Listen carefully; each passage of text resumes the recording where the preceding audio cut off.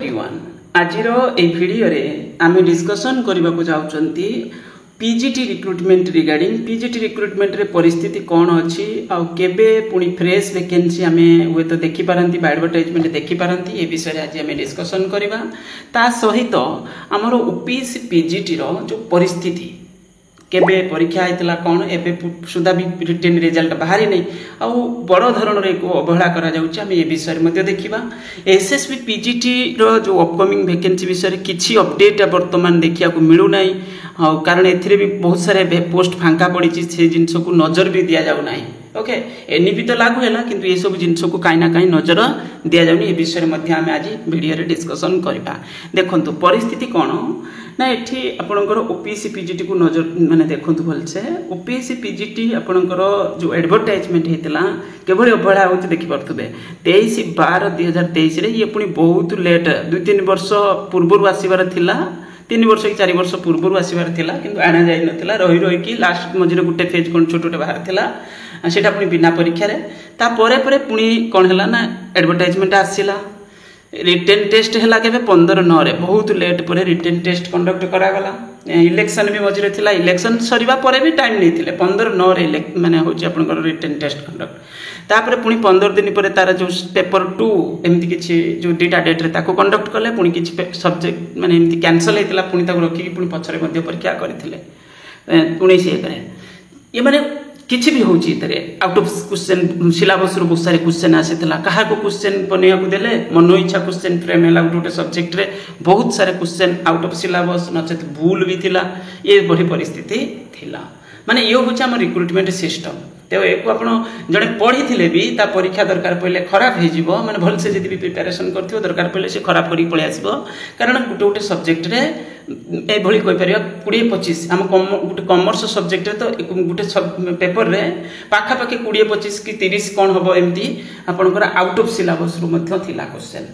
तो एटा सब जानि छ आउट ऑफ सिलेबस किंतु सेतरे करा जिवो कोन पिला कोन करि परिबे पिला परीक्षा देबे ता सहित पुणी जाइकी वेट करेंगे रिक्वेस्ट करेंगे सरकार को एग्जाम कंडक्ट कर फॉर्म भरवे पिला सब किछि करेंगे प्रिपरेशन करेंगे तापर पुणी गवर्नमेंट को रिक्वेस्ट करेंगे एग्जाम करने एग्जाम कला पुणी क्वेश्चन आउट ऑफ सिलेबस और नले पुणी किछि प्रॉब्लम तो ये सब जिन सब पुणी कौन करेंगे पुणी रिटेन रिजल्ट को वेट कर फाइनल रिजल्ट किछि सब्जेक्ट रे आसी किछि सब्जेक्ट रे रही ये हूँ आम रिक्रुटमेंट सिस्टम माने एभली करिके माने पिलांकर भविष्य सब खराब करूचंती अपॉर्चुनिटी तो देखिया को मिलुनी पुणी जो भी अपॉर्चुनिटी बेले बेले आसुची किछि सब्जेक्ट रे तो पुणी अवहेला मध्य करा जाउची तो एबे ये होची ओपीएससी पीजीटी रो पुणी नेक्स्ट देखंतु या भितरे ये जेहेतु लेट हैला दबा तो या भितरे बहुत सारे गेस्ट फैकल्टी दिया जायछि आ गेस्ट फैकल्टी दे देला माने कोन हैले पिला साइलेंट हे गेले किछि पिला कोन कले जो माने पाई गेस्ट फैकल्टी रे जॉइन करि गेले से साइलेंट हे गेले काई ना काई आ ए जिन सब गुरुत्व देलेनी हो चलची तो चलची देखिबा कोन होची बस एई टाइप रो परिस्थिति हे गेला एई भली करी कि कोन होचंती माने गुटे मास को प्रॉब्लम रे पकोचंती ओके पिला वेट करचंती कारण एथिरे जे प्रिपरेशन करथियो से जीवो कुआडे जाई परिबोनी से ए टाइप रो जॉब पाई प्रिपरेशन करथुआ पिला एकर तो पोस्ट ग्रेजुएट पीजी पास हेतिबे तापरे पुनी से जीबे कुआडे की एडिशनल क्वालिफिकेशन भी के कोन धरचंती तो ये जीवे कुआडे की जाई परिबेनी कुआडे ओके तो एठी होचे एई भली परिस्थिति ये पिला कुआडे जाई परिबेनी ओके ता माने सरकार ए जिंसो कहउछन तुमे टाइमली जो भी वैकेंसी हला तुम ताको बाहर करो टाइमली ताको पुणी गुटे प्रॉपर शेड्यूल टाइम भितर ताको कंप्लीट करो एया तो पिला चाहउछंती पिला कोन चाहउछंती कि तुमे बडन रही कि जिंस करो बोले पिला चाहउछंती जोटा जोटा जेति कि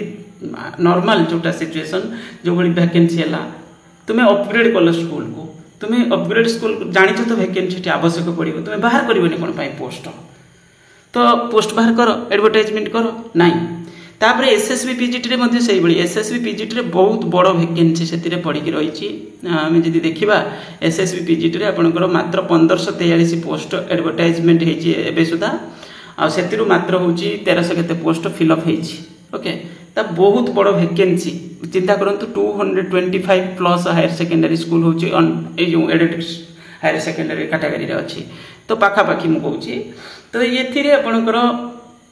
मात्र पोस्ट केते दिया है चिंता करंतु आउरी बहुत बड़ वैकेंसी आमे जानि भी चंती वैकेंसी अछि बोली ओके तो ये जिंस होची किंतु एकु सरकार किछि भी या विषय अपडेट हम काई माम नजर त आसी नै आम नजर आसी ना किंतु जदि भितरिया किसी होइतिबो नजर आसी ना या विषय किसी अपडेट भी नहीं परिस्थिति कौन तो आम ये आशा करुँच कौन नुआ पोस्ट आसो कारण अच्छी तो यहाँ नहीं कर पिला गोटे होप रही रहा कि देखा ना तो ये हूँ ताने कौन जब पोस्ट ग्राजुएट जो कर तो कौन कर पुणी पीजी कर टार्गेट करके सब पोस्ट को टार्गेट करके पोस्ट ग्राजुएट कंप्लीट कर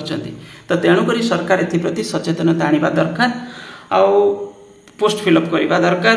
आम आशा करुँच जो पिला माने रहिले ग्रुप रे भी अच्छा आमरी ग्रुप रे भी किसी पिला अच्छा 1500 भली पिला पीजीटी ग्रुप रे अच्छा 1500-1600 कौन एमती अच्छा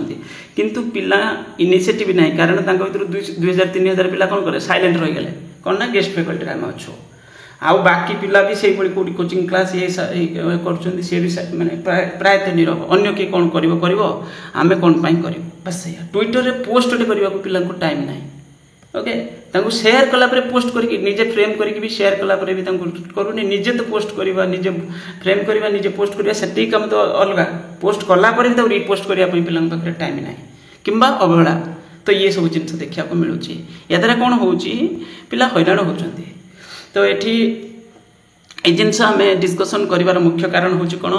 आमर सचेतनता आम आने दरकार सरकार को जनवा दरकार आजिकल सरकार जो मैंने सब रोच सी जाणी कर अवहेला करूँ खाली स्टेटमेंट दौरान बास काम किसी करू ना मिक्स करके गुड़े गाड़े कि एडू साड़ू बकुंट बस या थैंक यू।